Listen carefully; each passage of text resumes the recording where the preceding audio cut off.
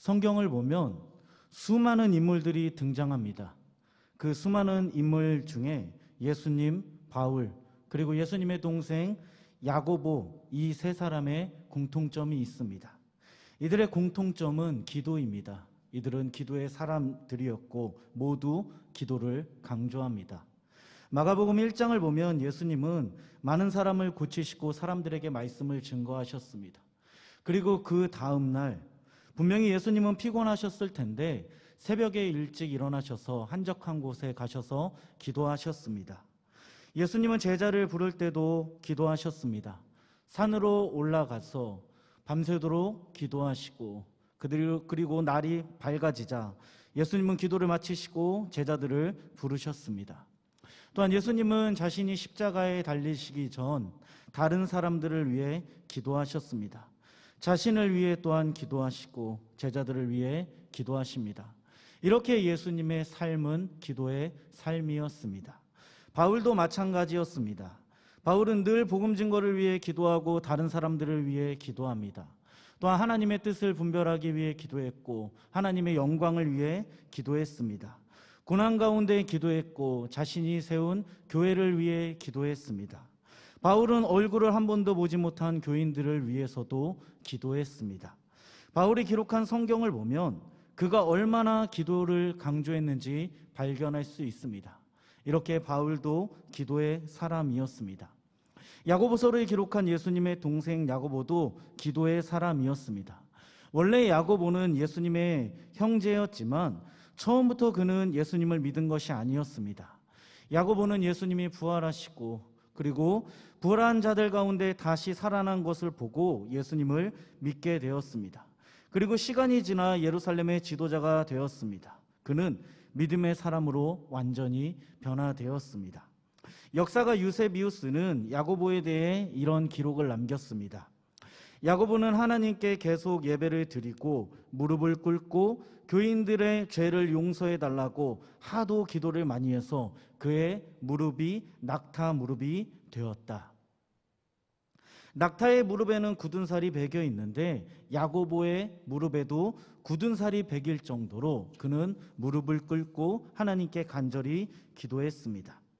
야고보는 이렇게 간절히 엎드려 하나님께 기도한 사람이었습니다. 그가 이렇게 간절히 하나님께 기도했기 때문에 그는 수많은 기도 응답을 체험했습니다.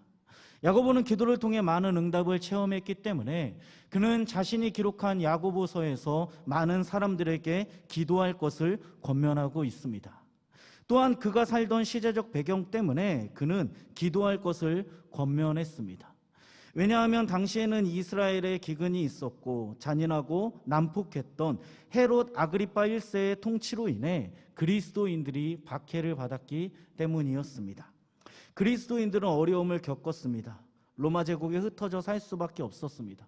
그들은 그리스도인이라는 이유로 경제적인 활동을 자유롭게 할 수 없어서 가난하게 살 수밖에 없었습니다. 누구의 도움도 받을 수 없었습니다. 이런 상황이 계속적으로 지속되다 보니까 이 그리스도인들의 정체성이 흔들리기 시작했고 그들의 믿음이 흔들리기 시작했습니다. 영적으로 침체되었고 심지어 신앙을 버리는 사람들이 늘어났습니다. 이런 이유로 야고보는 여러 지역에 흩어진 신자들의 믿음을 위해 그리고 그리스도인으로서 그들이 어떻게 어려운 상황을 이겨내야 하는지 알려주기 위해 편지를 쓰는데 그 편지가 바로 오늘 우리가 읽은 야고보서 말씀입니다. 야고보서는 제일 먼저 1장에서 믿음이 흔들리는 사람들에게 기도할 것을 강조했습니다. 그 다음 여러 가지 권면을 하다가 야고보서 마지막인 5장에서 또 기도를 강조합니다. 개인의 기도를 강조하고 공동체의 기도를 강조합니다. 이렇게 야고보서는 기도로 시작해서 기도로 마무리를 짓습니다. 사랑하는 여러분, 한번 생각해 보면 야고보는 지금 왜 고난받는 사람들에게 이렇게 기도를 강조하고 있는 것일까요? 야고보가 지금 왜 고난받는 사람들을 향해 기도할 것을 강조하고 있는지 오늘 말씀을 통해 같이 한번 살펴보는 시간을 가지겠습니다. 먼저 첫째로 기도를 통해 고난을 이길 수 있기 때문입니다. 우리는 우리의 힘으로 절대 고난을 이겨낼 수 없습니다. 오직 기도할 때 고난을 이길 수 있습니다. 오늘 말씀 13절입니다. 너희 중에 고난당하는 자가 있느냐? 그는 기도할 것이요. 즐거워하는 자가 있느냐? 그는 찬송할지니라. 야고보는 먼저 고난당하는 자는 기도하고 즐거워하는 자는 찬송하라고 합니다.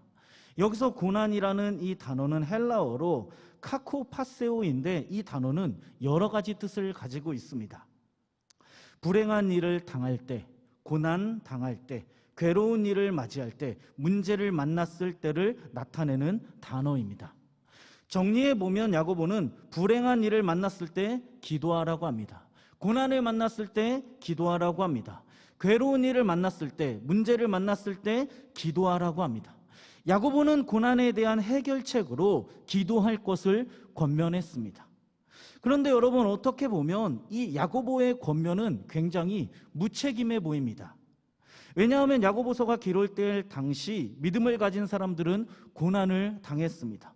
부당한 핍박을 받았습니다. 그리스도인이란 이유로 학대를 받기도 했습니다. 믿음을 가지고 있다는 이유로, 믿음을 나타냈다는 이유로 사람들에게 따돌림을 당하기도 했습니다. 이런 환경 속에서 살아가는 믿음의 사람들에게 기도하라고 말하는 것이 도움이 되지 않는 것 같아 보입니다. 오히려 너를 핍박하는 자를 기억하고 복수하라. 너를 학대하는 자를 공격하라. 많은 사람들 앞에서 믿음을 나타내지 마라. 지금 이러한 권면이 오히려 그리스도인들에게 필요해 보입니다. 하지만 지금 야고보는 고난당하는 그리스도인을 향해 기도하라고 권면했습니다. 왜냐하면 하나님은 고난 가운데 기도한 자를 도우신다고 약속하셨기 때문입니다. 시편 50편 15절입니다. 환난 날에 나를 부르라. 내가 너를 건지리니 내가 나를 영화롭게 하리로다. 이렇게 하나님은 우리가 고난받을 때 하나님을 찾기만 하면 하나님은 우리를 도우신다고 말씀에서 약속하셨습니다. 그런데 하나님께서 이런 약속을 우리에게 주셨음에도 불구하고 많은 그리스도인들이 자신의 힘으로 고난을 이겨내려고 합니다. 어떤 사람들은 사람을 의지합니다. 어떤 사람은 자기가 가진 것으로 고난의 문제를 해결하려고 합니다. 열왕기하 18장 19장을 보면 히스기야 왕이 등장하는데 그가 고난당할 때 그는 물질로 고난을 해결하려고 했습니다. 히스기야가 왕으로 있을 때 아수르가 히스기야를 공격했습니다. 이때 히스기야 왕은 먼저 하나님을 찾지 않았습니다. 히스기야는 오히려 사람을 통해 사네립에게 이렇게 요청했습니다. 물러가 주기만 한다면 요구하는 대로 뭐든지 하겠습니다. 사네립은 히스기야에게 은 300달란트와 금 30달란트를 요구했습니다. 히스기야는 어쩔 수 없이 이 많은 보화를 마련하기 위해 성전과 왕궁에 있는 모든 은과 금을 다 주었습니다. 아수르는 이렇게 물러간 것 같아 보였습니다. 하지만 시간이 지나자 다시 아수르 왕이 이스라엘을 공격했습니다. 히스기야는 더 이상 아수르에게 바칠 은과 금이 없었습니다. 당연히 히스기야는 낙심할 수밖에 없었습니다. 자신의 힘으로 문제를 해결할 수 없다는 것을 또한 깨달았습니다. 이때 히스기야는 어떤 행동을 하냐면 말씀을 보면 하나님을 찾기 시작했습니다. 열왕기하 19장 14절 15절입니다. 히스기야가 사자의 손에서 편지를 받아보고 여호와의 성전에 올라가서 히스기야가 그 편지를 여호와 앞에 펴놓고 그 앞에서 히스기야가 기도하여 이르되 그룹들 위에 계신 이스라엘의 하나님 여호와여, 주는 천하 만국의 홀로 하나님이시라. 주께서 천지를 만드셨나이다. 히스기야는 아수르 왕에게 받은 편지를 가지고 하나님의 성전에 나아갔습니다. 그리고 성전에서 편지를 하나님 앞에 펴놓고 간절히 기도했습니다. 이때 하나님은 히스기야의 기도를 듣고 응답해 주십니다. 천사를 보내셔서 아수르 군대를 물리쳐 주셨습니다. 여러분, 히스기야가 인간적인 힘으로 고난에서 벗어나려고 했을 때 그는 또 다른 고난을 만났습니다. 하지만 그가 자신의 상황을 놓고 기도하자 하나님은 그의 고난을 구원해 주셨습니다.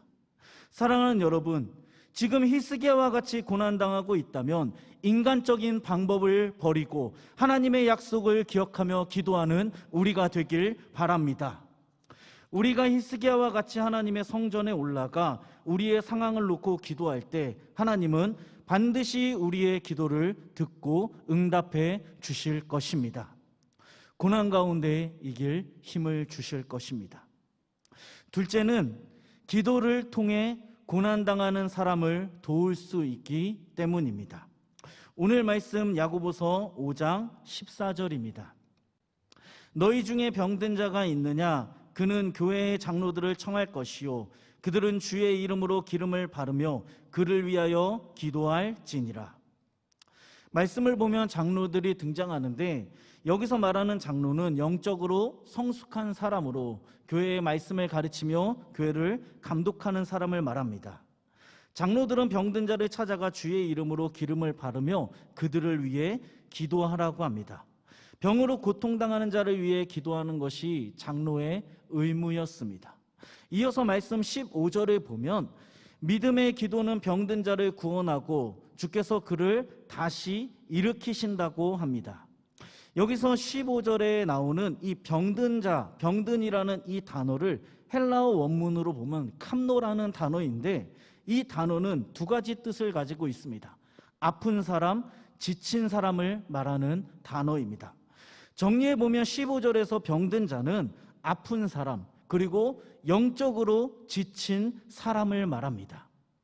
야고보는 지금 믿음으로 기도할 때 아픈 사람과 영적으로 지친 자를 하나님께서 구원하시고 다시 그를 일으킨다고 합니다. 계속해서 말씀 16절을 보면 야고보는 서로 죄를 고백하고 서로 남을 위하여 기도하라고 합니다.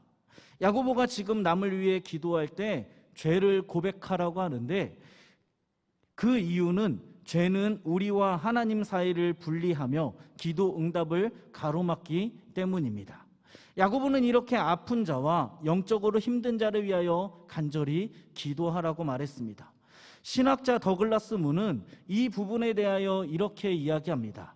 모든 신자가 다른 사람들을 위해 병낫기를 위해 기도해야 하는 책임이 있다.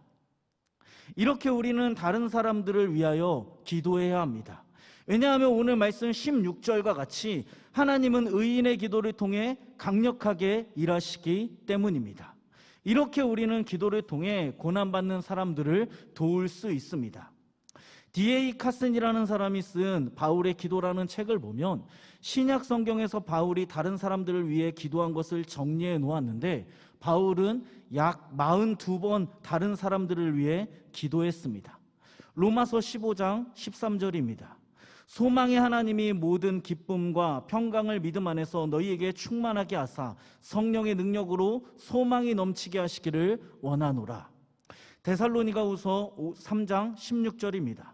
평강의 주께서 친히 때마다 일마다 너희에게 평강을 주시고 주께서 너희 모든 사람과 함께 하시기를 원하노라. 바울은 이렇게 다른 사람들을 위하여 간절히 기도했습니다. 바울이 이렇게 남을 위하여 기도한 것은 16절과 같이 다른 기도를 통해 다른 사람을 도울 수 있기 때문입니다. 미국의 유명한 설교자 토니 캄폴로 목사님이 어떤 대학에 설교를 하러 가셨습니다. 설교를 하기 위해 기다리고 있는데 몇 사람이 목사님을 찾아와서 목사님의 설교를 위하여 간절히 기도했습니다. 그런데 그 사람들 중에 한 사람은 목사님을 위하여 기도한 것이 아니라 그 가운데 자기 친구를 위하여 간절히 기도했습니다. 당연히 이 캄폴로 목사님이 화가 났습니다. 다들 지금 강사를 위하여 간절히 기도하고 있는데 혼자 친구를 위해 기도했기 때문이었습니다. 그런데 이 사람의 기도를 자세히 들은 목사님은 화가 가라앉았습니다. 남자가 이렇게 기도했기 때문이었습니다. 하나님, 버트 해리스 아시죠? 그가 여기서 1마일 떨어진 이동주택에 사는 것도 아시죠? 여기서 5번 프리웨이를 타고 가다가 맥도날드 옆에 있는 이동주택에 사는 것도 아시죠? 정말 주님의 도움이 필요합니다. 그가 이동주택에 살면서 아내와 가족을 버릴 생각을 하고 있어요. 주님, 버트 해리스를 도와주세요. 이 사람은 계속 이 기도를 반복했습니다. 설교를 마친 목사님이 자동차를 타고 가던 중 어떤 사람을 길에서 태우게 되었습니다. 그래서 목사님은 이런저런 말을 하다가 그 사람의 이름을 물었습니다. 그러자 그가 저는 버트 해리스입니다라고 말했습니다. 그 말을 듣자마자 목사님은 바로 유턴을 해서 반대 방향으로 달리기 시작했습니다.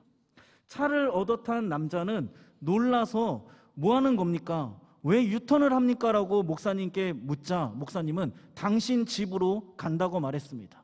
그러자 남자는 우리 집 어떻게 아십니까? 라고 말하자 이 목사님은 하나님이 알려주셨어라고 말하고 운전을 계속했습니다. 캄폴로 목사님이 운전하다 보니 정말 그 친구가 기도하던 대로 눈앞에 5번 프리웨이가 보였습니다. 또한 운전하다 가다 보니 진짜 맥도날드가 보였습니다. 맥도날드 옆에 이동 주택에 서자 버트 해리스는 제가 여기 사는지 어떻게 아셨습니다라고 물었습니다. 그때 목사님은 하나님이 알려주셨어라고 대답을 했습니다. 그리고 그를 집으로 데려다 주었습니다. 캄폴로 목사님은 후에 이 일에 대해서 이렇게 말했습니다. 제가 그 사람의 집 안으로 데리고 갔을 때 그는 가족과 결혼 생활이 회복되었습니다. 하나님께서 제가 설교하기 전에 드렸던 한 사람의 기도를 들으시고 놀라운 일을 행하신 겁니다. 사랑하는 여러분, 이렇게 우리는 기도로 고난받는 사람을 도울 수 있습니다. 오늘 이 말씀을 기억하며 고난받는 사람을 위해 기도할 수 있는 우리가 되길 바랍니다. 우리가 다른 사람들을 위해 기도할 때 하나님은 그 기도를 듣고 일하실 것입니다. 그리고 마지막으로 야고보가 기도를 강조한 이유는 어떤 상황에도 포기하지 않고 기도할 때 응답을 받을 수 있기 때문입니다. 야고보는 지금 사람들에게 어떤 상황에도 포기하지 않고 기도할 것을 권면하고 있습니다. 오늘 말씀 야고보서 5장 17절부터 18절입니다. 엘리야는 우리와 성정이 같은 사람이로되 그가 비가 오지 않기를 간절히 기도한즉 3년 6개월 동안 땅에 비가 오지 아니하고 다시 기도하니 하늘이 비를 주고 땅이 열매를 맺었느니라. 야고보는 엘리야 선지자를 언급하면서 기도에 대한 결론을 내렸습니다. 엘리야는 이스라엘 사람들에게 영웅과 같은 존재입니다. 바알과 아세라 선지자들과 싸워 이긴 위대한 선지자였습니다. 그런데 야고보서 말씀에서 엘리야는 우리와 성정이 같은 사람이라고 합니다. 우리와 똑같은 감정을 느끼고 똑같이 낙심할 수 있고 똑같은 사람이라는 겁니다. 이런 엘리야는 우상 숭배를 하는 이스라엘이 하나님께 돌아오게 해달라고 간절히 기도했습니다. 그는 이스라엘 땅에 비가 오지 않기를 간절히 기도합니다. 말씀 17절에 보면 간절히 기도했다고 하는데 원문을 통해 이 17절을 다시 번역하면 이렇습니다. 엘리야는 진지하게 기도했다. 기도하고 또 기도했다. 몇 번이고 되풀이해서 기도했다. 엘리야는 이렇게 하나님께 비가 오지 않기를 간절히 기도했습니다. 한 번 기도한 것이 아니라 응답이 될 때까지 그가 포기하지 않고 간절히 기도하자 하나님은 엘리야의 기도를 들어주셨습니다. 이어서 엘리야는 바알 선지자와의 싸움에서 승리했습니다. 이때 이스라엘 백성들은 하나님을 참 하나님으로 고백했습니다. 엘리야는 바알 선지자들을 기손 시내에서 모조리 죽였습니다. 그런데 여전히 남아있는 문제가 하나 있었습니다. 바로 끔찍했던 가뭄을 해결하는 일이었습니다. 엘리야는 이때 갈멜산 꼭대기에 올라갑니다. 그리고 그 자리에서 간절히 하나님을 찾았습니다. 열왕기상 18장 41절 42절입니다. 엘리야가 아합에게 이르되 올라가서 먹고 마시소서 큰 비 소리가 있나이다. 아합이 먹고 마시러 올라가니라. 엘리야가 갈멜산 꼭대기로 올라가서 땅에 꿇어 엎드려 그의 얼굴을 무릎 사이에 넣고 엘리야는 그의 얼굴을 무릎 사이에 넣었습니다. 이 행동은 간절하게 기도한다는 것을 의미합니다. 엘리야는 이러한 방식으로 기도하면서 그의 종에게 올라가 바다 쪽을 보라고 했습니다.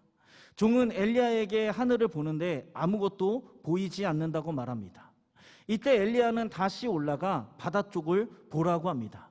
이러한 행동을 7번 반복할 때 종은 바다에서 손바닥만한 구름이 올라온다고 말했습니다.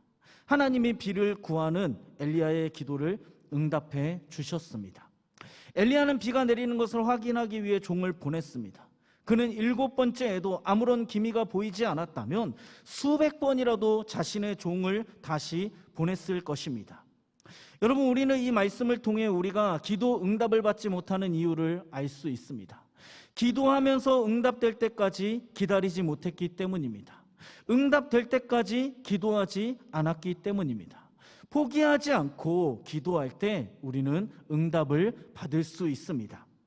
이재영 목사님이라는 분이 쓰신 행복이라는 책을 보면 이런 글이 있습니다.